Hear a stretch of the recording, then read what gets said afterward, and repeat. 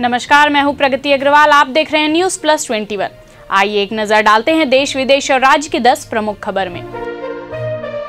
कृषि कानून वापसी ऐलान के बाद भी आंदोलन खत्म करने के मूड में नहीं दिख रहे किसान। आज लखनऊ में महापंचायत। कोरोना ने फिर बरपाया कहर। तेलंगाना सरकारी स्कूल की 28 छात्राओं में हुई वायरस की पुष्टि। मचा हड़कंप, स्वास्थ्य मंत्री ने जाना हाल। सूरजपुर के शिव बेहरा गांव के जमीन पर बेसुध अवस्था में पड़े मिले 7 हाथी। कीटनाशक खाने की आशंका। भूपेश कैबिनेट की बैठक शुरू। पेट्रोल डीजल के दामों पर होगा फैसला। पेट्रोल में 5 रुपए और डीजल में 7 रुपए की हो सकती है कटौती।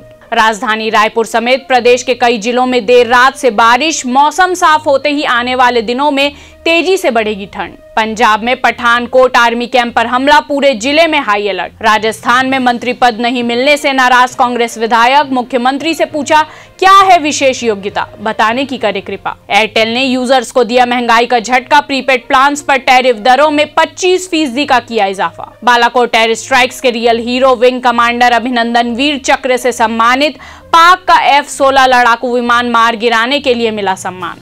छत्तीसगढ़ में बेमौसम बारिश से खराब हुई खड़ी फसल, नुकसान का मुआवजा मांग रहे किसान। ऐसे ही तमाम जानकारी के लिए हमारे चैनल को लाइक और सब्सक्राइब करना ना भूलें और नोटिफिकेशन के लिए बेल आइकन जरूर दबाएं। आप देख रहे हैं न्यूज़ प्लस 21, आपके हक की बात।